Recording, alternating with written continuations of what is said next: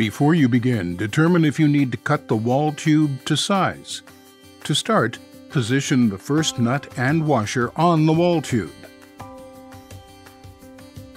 Then place the flange on the wall tube, followed by the existing nut and washer.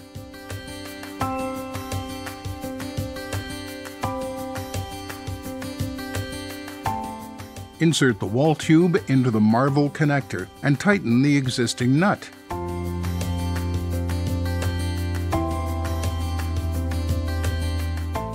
Next, position the nut and washer on the tailpiece. Slip the tailpiece into the J-bend and secure.